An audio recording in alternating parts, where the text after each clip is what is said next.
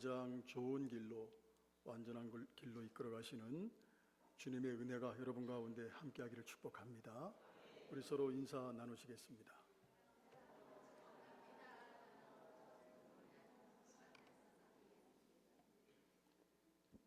기도의 부흥, 말씀의 부흥, 섬김의 부흥, 선교의 부흥, 진천과 한국과 세계를 예수마을로 만들어가는 교회. 아멘. 동양 사람과 서양 사람의 사고 구조가 많이 다르다는 이야기를 들은 적이 있습니다. 그 중에 하나 예를 들어보면 네모난 나무 토막, 또 동그란 나무 토막, 그리고 동그란 플라스틱이 있습니다. 이 세 가지를 놓고 네모난 나무 토막과 동그란 나무 토막과 동그란 플라스틱이에요. 이 세 가지를 놓고 어느 것이 같은 것입니까? 이렇게 질문을 하면 동양 사람들은 네모난 나무 토막과 동그란 나무 토막은 재질이 나무이기 때문에 모양은 달라도 근본적으로 같다라고 생각을 한다는 겁니다. 근데 서양 사람들은 나무라는 재질이 아니라 동그란 나무 토막과 동그란 플라스틱이 모양이 동그란 모양이 같기 때문에 그 둘은 같다라고 생각을 한다는 거예요. 우리는 보통 동양 사람이나 서양 사람들이 다 똑같은 사람들이기 때문에 아주 세부적인 사고에 들어가서는 많은 차이가 있을지 모르지만 대부분 근본적인 사고의 구조는 같을 것이라고 생각을 해요. 근데 그렇지 않다는 겁니다. 다시 말하면 동양 사람들이 무엇에 대해 설명을 할 때 서양 사람들은 동양 사람들의 그 설명을 100% 다 이해할 수 없다는 거예요. 왜? 서로 사고 구조가 다르기 때문이에요. 그렇다면 하나님과 우리와의 사고 차이는 어떨까? 동양 사람과 서양 사람의 사고 구조 차이도 이렇게 엄청난데 하물며 하나님과 피조물인 우리 인간인 사고의 차이, 제가 볼 땐 말할 수 없을 거예요. 창세기 17장을 보게 되면 아브라함이 99세 때에 하나님이 나타나셔서 이렇게 말씀을 하셨어요. 보겠습니다. 아브람이 99세 때에 여호와께서 아브람에게 나타나서 그에게 이르시되 나는 전능한 하나님이라 너는 내 앞에서 행하여 완전하라. 내가 내 언약을 나와 너 사이에 두어 너를 크게 번성하게 하리라 하시니. 하나님께서 전능하시다는 표현, 이 표현이 성경에서 제일 처음 등장하는 장면입니다. 그러니까 어떤 사람이 하나님을 전능하시다 표현한 것이 아니에요. 하나님께서 스스로를 아브라함에게 나는 전능하다라고 말씀하는 겁니다. 우리는 하나님의 전능에 대해서 잘 알아야 됩니다. 오늘 저와 여러분들이 섬기는, 우리 하나님을 섬기는 것은 그분이 전능하시기 때문에 그렇습니다. 만약에 하나님께서 전능하신 분이 아니라면, 우리와 비슷한 능력을 가지고 계시다면, 아니면 사람보다 조금 나은 능력을 가지셨다면 우리가 하나님을 섬길 이유가 어디 있겠어요? 우리가 하나님을 섬기는 것은, 그분을 신뢰하는 것은 그분이 전능하시기 때문이에요. 할렐루야. 그래서 신앙의 핵심 요소 중에 하나가 뭐냐? 하나님의 전능하심을 맛보아 하는 겁니다. 여러분, 전능이 뭐죠? 전능은 완전한 능력을 말합니다. 그러니까 너무 완전해서 어떤 일에나 불가능이 없고 생각하는 대로 무슨 일이나 막힘이 없이 해내는 완전한 능력, 그것이 하나님의 전능하심이에요. 믿으십니까? 그런데 하나님께서 당신을 소개하신 그 전능하고 그 말을 듣고 있는 아브라함이 이해하는 전능이 같을까? 제가 볼 때 같지 않을 거예요. 같을 수가 없어요. 과연 아브라함이 하나님께서 자신을 전능하신 하나님으로 소개하기 전에, 나는 전능하다, 아브라함에게 자신을 전능하신 하나님으로 소개하기 전에 아브라함이 하나님의 전능하심을 알고 있었을까? 알고 있었다면 굳이 하나님께서 아브라함에게 자신의 전능을 알릴 필요가 없는 거예요. 아브라함은 하나님의 전능하심을 몰랐거나 아니면 알기는 알았지만 하나님께서 지니고 계신 그 전능하심을 액면 그대로 이해하지 못했을 겁니다. 아마도 아브라함이 가지고 있었던 전능함의 개념은 지금 아브라함이 겪고 있는 상황들, 환경 속에서 만난 어려움을 해결해 주시는 그런 전능함으로 이해를 했을 거예요. 99살까지 뭐가 없죠? 지금 아브라함이? 자식이 없어요. 그런 자식이 없는 자신의 문제를 해결해 주시는 차원의 전능하심으로 아브라함은 이해를 했고 생각을 했을 겁니다. 우리는 하나님의 전능하심을 다시 상고해 봐야 됩니다. 사실 우리가 신앙생활하면서 부딪히는 부분들이 굉장히 많아요. 부딪히는 질문이죠. 질문이 굉장히 많은데 그 중에 하나가 뭐냐? 정말 하나님은 전능하신가? 여러분들 어떻게 생각하세요? 하나님은 정말로 전능하신가? 믿으십니까? 그 왜 신뢰 안 하세요? 지금 내 삶의 현실 속에서 또 하나의 질문은 지금 내 삶의 현실 속에서 지금 이 상황 속에서도 하나님은 일하실 수 있는가? 믿으십니까? 여러분 삶 속에 지금 하나님이 일하고 계시다는 사실을 믿으세요? 그런데 왜 신뢰하지 않습니까? 삶이 평안할 때는 하나님의 전능하심을 쉽게 고백해요. 그러나 인생이 어둡고 앞이 보이지 않고 혼돈스러울 때 우리는 하나님의 능력을 자꾸 내 이성으로 재단을 하려고 합니다. 마이크 조금만 줄여주시겠어요? 오늘 본문 창세기 1장 1절은 성경 전체의 첫 문장이에요. 동시에 하나님이 어떤 분이신지를 가장 분명하게 선포하는 선언문이에요. 우리 1절을 한번 같이 고백해 볼까요? 시작! 태초에 하나님이 천지를 창조하시니라. 여러분 이 한 절 안에 하나님의 존재, 하나님의 능력, 하나님의 주권, 하나님의 완전하심, 하나님의 전능하심이 다 담겨 있어요. 그러므로 하나님의 전능하심은 창조에서 이해되어져야 합니다. 창세기 1장 1절 다시 봅니다. 태초에 하나님이 천지를 창조하시니라. 성경은 하나님을 증명하지 않아요. 성경은 하나님을 설명하지 않습니다. 논증하지도 않습니다. 성경은 단호하게 선언하고 있습니다. 태초에 하나님이 계셨다. 할렐루야. 하나님은 어떤 것에 의해서 만들어진 분이 아니에요. 여러분 믿으십니까? 하나님은 시간 이전에 계신 분이에요. 공간 이전에 계신 분이에요. 전능하신 하나님은 누군가의 도움을 받아서 존재하는 분이 아니라 모든 존재의 근원이 되시는 분이에요. 할렐루야. 그러므로 하나님의 전능하심은 무언가를 할 수 있는 능력 이전의 존재 자체에서 나오는 전능하심이에요.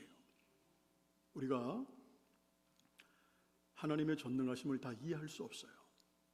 다 이해하는 거 불가능하지만 그나마 하나님의 전능하심을 최대한 이해할 수 있는 분야가 창조입니다.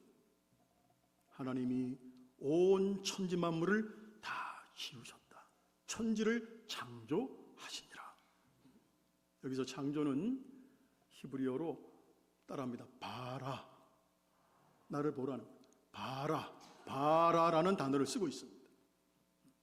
이 단어는 오직 하나님만이 주어가 될 수 있는 동사입니다. 바라는 뭐냐? 없는 것에서 있는 것을 만들어내는 창조. 더 구체적으로 얘기하면 없는 것에서 유를 창조하는 완전한 능력, 이게 바라예요. 여러분 사람들은 이 강대상을 만들어도 뭐가 있어야 만듭니까? 재료가 있어야 만드는 거예요. 여러분 김치찌개를 할지라도 어떤 재료가 있어야 되는 거예요?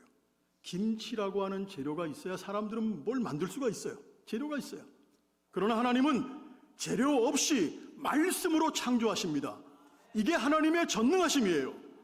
할렐루야. 불가능이 가능케 되는 능력, 아무것도 없는 자리에서 역사를 시작하시는 능력, 이게 하나님의 전능하심이에요. 우리는 인생에서 종종 이렇게 말합니다. 목사님, 저 아무것도 남지 않았습니다. 더 이상 방법이 없습니다. 이제는 주저앉을 수밖에 없습니다. 그러나 분명히 아세요. 하나님께서는 아무것도 없음이 출발점이 된다는 거 여러분 믿을 수 있기를 소망합니다. 십자가도 그랬거든요. 십자가 완전한 패배처럼 보이잖아요. 그렇지만 하나님의 전능하심은 죽음의 자리에서 완전히 패배처럼 보이는 그 자리에서 부활을 만들어내셨다는 거예요. 그 전능하심 앞에 요단강도 물을 멈추고 섰습니다. 그 전능하심 앞에 여호수아가 이끄는 군대가 아모리 사람들과 전쟁할 때 태양까지도 창조주 하나님의 명령에 순종해서 멈춰 섰습니다. 하나님은 전능하심으로 세상을 창조하셨고 창조하셨기 때문에 모든 만물들이 꼼짝없이 순종하게 되는 그 전능을 하나님의 전능하심으로 이해해야 된다는 거예요.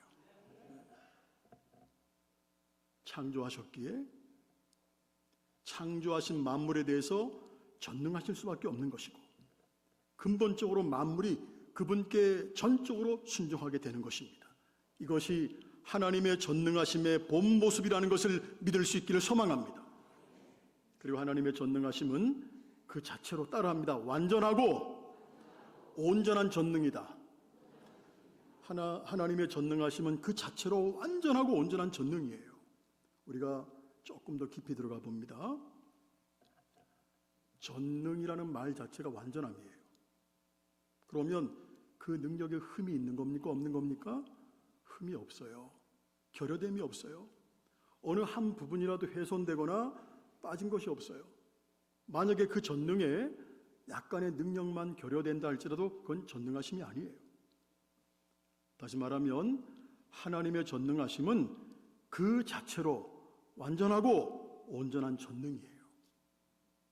이걸 다시 한번 말씀드리면 환경과 여건이 전능하도록 받쳐드리지 않아도 환경과 상황과 여건들이 전능하도록 도와드리지 않아도 되는 전능이에요. 여러분, 하나님의 전능하심은 전능하신 하나님은 질서가 있을 때만 일하시는 분이 아니에요. 따라합니다. 혼돈 가운데서도 일하시는 분이다. 믿으십니까? 하나님은 질서가 있을 때만 일하시는 분이 아니라 혼돈 가운데서도 일하고 계시는 분이라는 거예요. 오늘 그 사실을 믿을 수 있기를 소망합니다. 오히려 그 전능하심의 완전함이, 하나님의 전능하심은 완전하잖아요. 그 전능하심의 완전함이 부족한 환경들, 부족한 여건을 완전하게 해서 이루시는 전능이에요. 그런 전능하신 하나님 앞에 아브라함은 믿음의 조상이었습니다. 그리고 하나님의 약속을 다 받아 누리는 축복의 사람이었어요. 그렇다면 오늘 우리가 다 흠모하는 아브라함의 그 믿음은 어떤 믿음일까? 어떻게 아브라함은 믿음의 조상이 되었을까? 제가 질문 하나 드리겠습니다. 하나님의 능력은 우리가 믿을 때에 역사하십니까? 아니면 우리의 믿음이 부족하면 하나님의 전능이 역사하지 않으십니까? 다시 말하면 내 믿음에 따라서, 우리의 믿음에 따라서 하나님의 전능이 역사하기도 하고 역사하지 않기도 하는 것일까? 어떻게 생각하세요? 아니면 내 믿음과 상관없이, 우리의 믿음과 상관없이 하나님의 전능하심이 역사하는 것일까? 만약에 내 믿음에 따라서, 우리의 믿음에 따라서 하나님의 능력이 나타나기도 하고 하나님의 전능이 나타나기도 하고 나타나지 않기도 한다면 그 전능하심이 맞는 걸까? 따라합니다. 전능은 완전한 능력이다. 자, 그렇다면 믿음에 따라 영향을 받는다면 전능이 아닙니다. 내가 믿어야 능력이 나타나는 전능이 진짜 전능일까? 아니면 내가 믿지 못해도 능력이 나타나는 전능이 진짜 전능일까? 전자의 후자예요. 후자입니다. 전능은 조건과 상관없이, 환경과 상관없이 역사합니다. 할렐루야. 자, 그렇다면 믿음의 조상이라는 아브라함의 믿음은 어떤 믿음일까? 아브라함이 고향을 떠난 것 몇 살 때죠? 75세예요. 창세기 12장 기록을 보겠습니다. 1절로 4절입니다. 여호와께서 아브람에게 이르시되 너는 너의 고향과 친척과 아버지의 집을 떠나 내가 내게 보여줄 땅으로 가라. 내가 너로 큰 민족을 이루고 내게 복을 주어 내 이름을 창대하게 하리니 너는 복이 될지라. 너를 축복하는 자에게는 내가 복을 내리고 너를 저주하는 자에게는 내가 저주하리니 땅의 모든 족속이 너로 말미암아 복을 얻을 것이라 하신지라. 이에 아브람이 여호와의 말씀을 따라갔고 롯도 그와 함께 갔으며 아브람이 하란을 떠날 때에 75세였더라. 여러분들 지금 말씀을 보시면 아시겠지만 이때 이미 큰 민족을 이루는 자손의 축복을 하나님이 약속하세요. 그리고 99살이 된 창세기 17장을 보게 되면 오늘 본문이죠. 17장에서도 하나님은 아브라함에게 나타나셔가지고 같은 약속, 지금 12장과 같은 약속이에요. 같은 약속을 주시고 그 이듬해 아들 이삭을 주십니다. 75세 약속이 몇 살 때? 100살이 된 몇 년 만에 이루어진 일이었습니다. 자, 75세 약속을 받았을 때 아브라함은 믿음으로 기도했을 겁니다. 75세의 나이는 결코 이른 나이가 아니기 때문에 아브라함은 간절히 기도했을 거예요. 자, 그렇다면 우리가 상식적으로 생각한다면 아브라함의 그 믿음을 따라서 하나님은 75세든가 그 즈음에 아브라함에게 아들을 주시고 아브라함은 받았어야 하는 겁니다. 근데 하나님은 몇 년을? 25년을 기다리게 하셨어요. 왜 기다리게 하셨을까? 25년간 아브라함은 자기가 믿으려고 했던 그 믿음이 다 깨져버리는 경험을 합니다. 우리가 베드로 보시죠. 베드로가 주님께 그런 얘기해요. 주님, 제가 주님 죽는 자리까지 따라갑니다. 주님 앞에 호언장담해요. 그리고 예수님 어떻게 하죠? 부인해버려요. 내가 믿노라 하는 그 믿음이 아브라함은 뿌리까지 뽑혀버리는 과정을 25년 동안 겪어요. 그래서 내가 믿노라 하는 그 믿음까지 다 내려놓고 정말 전적으로 하나님의 전능하심만 은혜로 바라게 된 그 상태가 아브라함이 되었다는 거예요. 그렇게 완전히 비워진 믿음에 하나님의 전능하심이 100% 역사하셔서 아브라함의 믿음이 온전하게 되었다는 겁니다. 할렐루야. 다시 말하면 아브라함의 믿음이 하나님의 전능하심을 온전하게 하는 것이 아니에요. 아브라함이 믿노라 하는 인위적인 믿음이죠. 아브라함이 믿노라 하는 것이 오히려 하나님의 전능하신 역사에 방해가 되었습니다. 그래서 25년 동안 인위적인 아브라함 자신의 믿음을 내려놓는 연단을 받았다는 거예요. 이해하셨어요? 단순히 우리는 아브라함의 믿음이 전혀 흔들리지 않는 믿음으로만 생각하는데 여러분 안 그래요. 창세기 12장부터 17장까지 내용을 자세하게 읽어보십시오. 아브라함이 이런 모습이 믿음의 조상이야 정말? 아브라함이 그런 모습이 믿음이라고 할 수 있을까? 할 정도로 아브라함이 흔들려요. 창세기 15장 보겠습니다. 15장 1절부터 몇 절을 볼게요. 하나님께서 환상 중에 임하셔서 자 1절 보겠습니다. 이후에 여호와의 말씀이 환상 중에 아브람에게 임하여 이르시되 아브람아 두려워하지 말라. 나는 내 방패요 너의 지극히 큰 상급이니라. 아멘. 이렇게 말씀하니까 아브라함이 2절에 이렇게 대답해요. 주 여호와여 무엇을 내게 주시려 합니까? 나는 자식이 없습니다. 나의 상속자는 이 다메섹 사람 엘리에셀입니다. 이어서 3절 보겠습니다. 3절 한번 같이 읽어볼게요. 시작. 아브라함이 또 이르되 주께서 내게 씨를 주지 아니하셨으니 내 집에서 길린 자가 내 상속자가 될 것이니이다. 어떤 말이죠? 1절로 3절까지를 종합하면 어떤 얘기예요? 하나님 주신다고 해서 25년 동안 기다렸잖아요. 근데 왜 안 주세요? 하나님 약속 안 지켰잖아요, 지금. 그래서 제가 결정을 했어요. 다메섹에서 데려와서 일을 가르치던 내 종 엘리에셀을 상속자로 삼을 거예요. 하나님 허락해 주세요. 저 이제 기다림에 지쳤어요. 이제 됐으니까 하나님, 저 기다릴 만큼 기다렸어요. 이제 됐으니까 그렇게 해요. 하나님과 타협하고 있는 거죠, 아브라함이. 그때도 아브라함에게 다시 믿음을 세워주신 분은 전능하신 하나님이셨어요. 우리 5절 같이 읽어보겠습니다. 5절. 그를 이끌고 밖으로 나가 이르시되 하늘을 우러러 뭇 별을 셀 수 있나 보라. 또 그에게 이르시되 내 자손이 아멘. 이와 자, 이런 약속을 지금 하나님이 또 하고 계시잖아. 이런 약속이 있음에도 불구하고 그 다음 장 16장을 보게 되면 아브라함은 치명적인 과오를 범해요. 아내 사라의 몸종을 통해서 누구를 보죠? 이스마엘 자식을 봐요. 하나님의 약속을 믿었다면, 하나님의 약속을 신뢰했다면 그렇게 했겠어요? 이쯤 되면 아브라함의 믿음은요 완전히 만신창이가 된 거야 지금.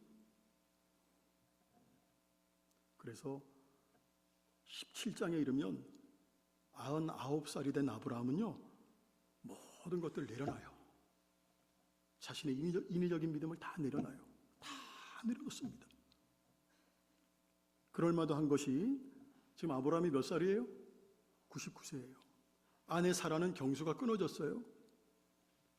그러나 그렇게 만신창이의 믿음이 된 그 자리에서 그의 텅 비워진, 아브라함의 텅 비워진 믿음의 그릇에 하나님의 전능하심이 담겨지기 시작합니다. 할렐루야. 나는 아무것도 하지 않았고 또 할 수 없는 상태에서 온전히 하나님의 은혜로 하나님의 전능하심이 모든 것을 이루시는 것을 경험하는 그 믿음을 아브라함은 소유하게 된다는 거예요. 이것이 진정한 믿음이고 그 믿음으로 아브라함은 믿음의 조상이 되었습니다. 여러분, 완벽하신 하나님의 전능하심 앞에, 완전하신 하나님의 전능하심 앞에 내 본의의 믿음이 얼마나 되겠어요? 여러분 호언장담하십니까? 여러분의 믿음이 충만하다고? 사람의 말은 힘이 약합니다. 철석같이 약속해도 지키지 못할 때가 많아요. 이게 사람이에요.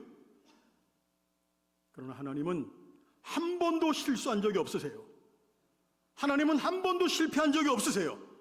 믿으십니까? 그러므로 오늘도 우리가 붙들어야 되는 것은 환경이 아니라 살아계신 하나님의 약속의 말씀이에요. 믿음은, 잘 들으세요, 믿음은 나의 영에서 하나님의 백으로 채워져 역사하는 그 믿음이 진짜 믿음이에요. 하나님 앞에 엎드리십시오. 납작 아브라함처럼 겸손하게 엎드려서 전적으로 하나님의 전능하심이 나에게 역사하도록 하십시오. 이 믿음으로 나의 인생에 예수님을 왕으로 주인으로 모셔드리십시오. 하나님의 전능하심이 올 한 해 나를 통해 나타나도록 날 수 있도록 그렇게 엎드리십시오. 어떤 성도님이 이렇게 고백을 했습니다. 내 인생의 밤이 너무 길었습니다. 아침에 자고 깨는 밤이 길다는 거예요? 인생이 어려웠다는 거예요. 내 인생의 밤이 너무 길었습니다. 그러나 하나님은, 오늘 마음에 새기세요, 그러나 하나님은 밤 뒤에 아침을 준비하시는 분이에요. 그러므로 나의 인생에 올 한 해 나의 인생에 어떤 일이 벌어지는지를 기대하고 바라보십시오. 할렐루야. 놀라운 일이 시작될 것이고 놀라운 일이 벌어질 것이고 놀라운 일이 이루어질 것입니다. 성도 여러분, 하나님의 전능하심은 과거의 교리가 아니에요. 오늘 우리의 믿음의 기초입니다. 혼돈 속에서도 일하시는 살아계신 하나님, 말씀으로 현실과 상황을 바꾸시는 살아계신 하나님, 무에서 유를 창조하시는 하나님, 그 전능하신 하나님이 오늘도 앞으로도 나와 우리와 함께 하십니다. 그러므로 상황 보지 마시고 하나님 보십시오. 능력을 계산하지 마시고 전능하신 하나님을 신뢰하십시오. 우리 1절 다시 한번 고백합니다. 시작. 태초에 하나님이 천지를 창조하시니라. 이 고백이 2026년을 출발하는 여러분들의 고백이 될 수 있기를 주님의 이름으로 축원합니다. 기도하겠습니다.